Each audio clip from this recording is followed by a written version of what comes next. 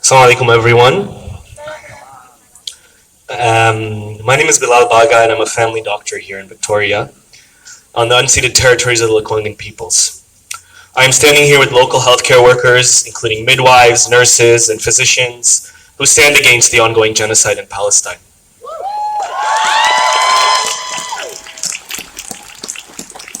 Today, hundreds of healthcare workers are participating in actions across the country for Palestine to denounce the targeted destruction of healthcare facilities and the killing of healthcare workers in Palestine.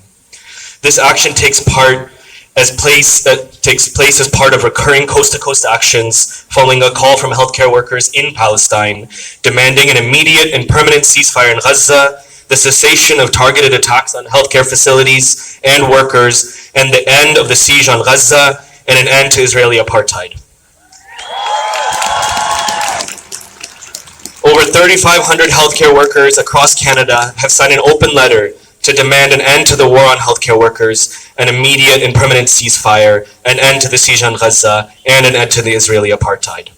It took Canada over 2 months to call for a ceasefire, which comes after over 18,000 Palestinians have been murdered, including over 7,000 children and 278 health workers. 38 health workers have been kidnapped, and 26 out of 35 hospitals have been left utterly non-functional in Gaza by Israel. Canada is complicit in this impunity that Israel has enjoyed during this relentless aggression, which has decimated civilian infrastructure, including healthcare and public health facilities. Canada has an obligation to put maximum pressure on Israel to adhere to basic international law. As a physician, I cannot imagine working in a healthcare system that has systematically been pushed to collapse under Israel's incessant bombings and withholding of essential resources like water, electricity, and medications. Israel's ongoing attack on health facilities and healthcare personnel, as well as the deliberate, large-scale destruction of healthcare infrastructure, both in Gaza and the West Bank, need to be strongly condemned and those responsible held accountable for their illegal and inhumane actions. After over 2 months of indiscriminate bombings and the tightening of a blockade, which has deprived the already besieged population of water, food, fuel, electricity, communication, and healthcare, Gaza is in a state of utter public health collapse.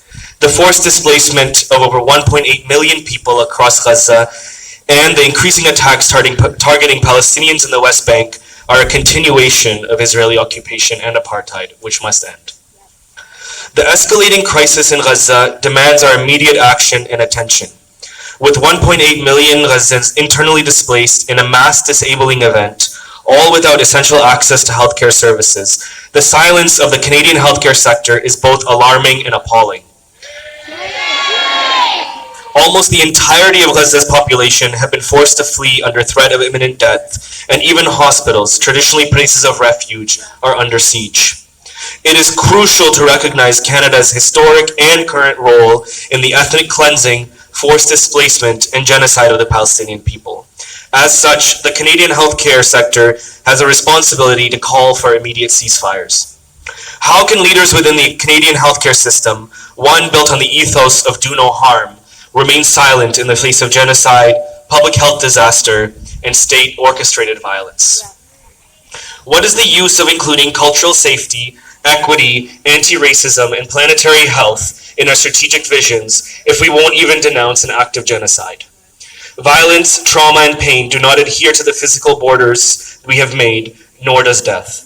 Our healthcare leadership integrates these terms into their mandates, but they strip them of any remaining value in their practices.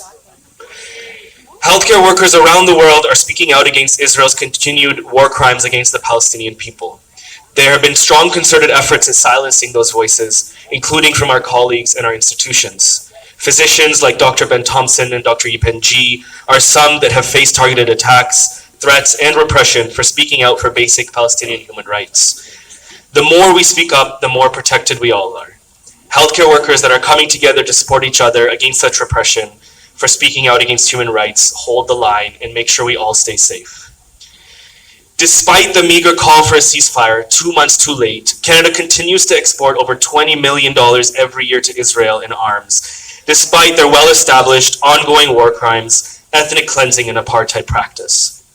As health workers, we demand that MPs immediately call for an end to arms sales, to end Canadian and political and economic complicity in the current genocide and the ongoing illegal occupation of Palestine.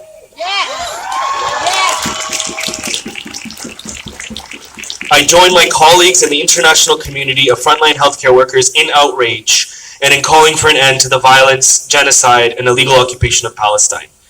Today's actions highlight the urgent need for an immediate and lasting ceasefire, permanent end to the siege, for unimpeded humanitarian and medical aid, and the end of the occupation.